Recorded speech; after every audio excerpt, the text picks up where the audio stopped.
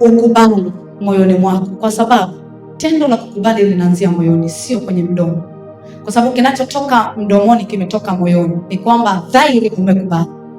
Unapokubali sasa ya kwamba uwezo wangu ni mdogo, lakini nguvu zake ni kubwa, ndio maana akamwambia Gideoni, nenda kwa uwezo wako huo.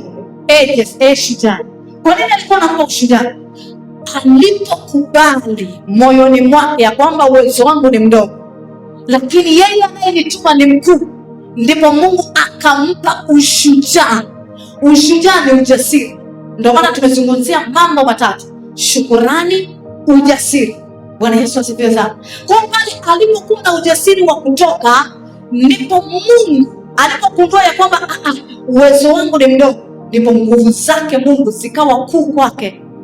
Bwana Yesu asifiwe sana. Haleluya, haleluya.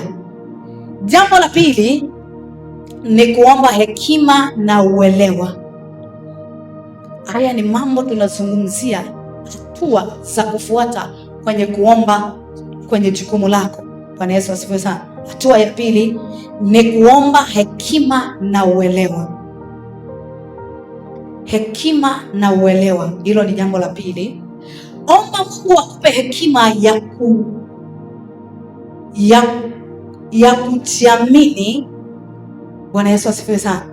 Omba Mungu akupe hekima. Bwana Yesu asifiwe sana. Omba Mungu akupe hekima ya kufanya maamuzi sahihi. Omba Mungu akupe hekima ya kufanya maamuzi sahihi. Unajua kuna maamuzi si sahihi. Akisema kuna maamuzi sahihi, jua ya kwamba kuna maamuzi si sahihi, na maamuzi ambayo si sahihi ni maamuzi ya kwako mwenyewe. Bwana Yesu asifiwe sana. Jambo lolote lilo la kiungu lilotoka kwa Mungu huwa lina usahihi ndani yake, na ukifanya unaona matokeo. Bwana Yesu asifiwe sana. Kwa hiyo sasa ukianza kuona kuna Mungu amezungumzia habari ya jambo sahihi, jua kuna jambo aliko sahihi.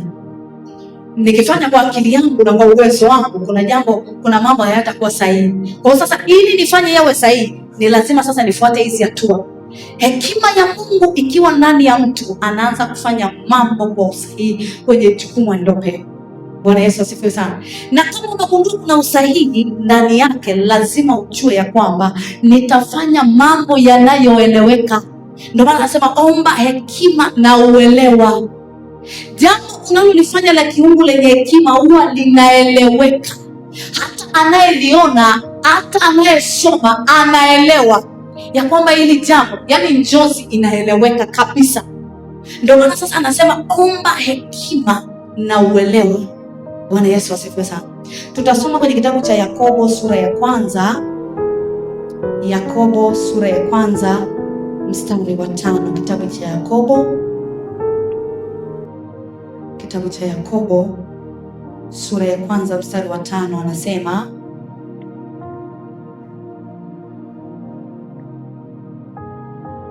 Yakobo sura ya kwanza mstari wa 5 anasema, lakini mtu wa kwenu akipungukiwa na hekima, na aombe dua kwa Mungu awapae wote kwa ukarimu, wala hakemei, naye atapewa. Bwana Yesu asifiwe sana. Lakini mtu wa kwenu akipungukiwa na hekima. Basi tusiangalie mtu wa kwetu, jiangalie wewe. Mimi nikipungukiwa na hekima, Paulo ananiambia ya kwamba niombe dua kwa Mungu. Kwa hiyo niende kwa Mungu anayetoa hekima. Bwana Yesu asifiwe sana. Alafu anakuambia hivi, awapae wote kwa ukarimu. Kumbe Mungu anatoa kwa ukarimu, na si Mungu wa kukemea. Kuna mtu anaogopa kwenda kuomba hekima, anaogopa kwenda kufika kumwambia Mungu kwa sababu ya vitu fulani fulani.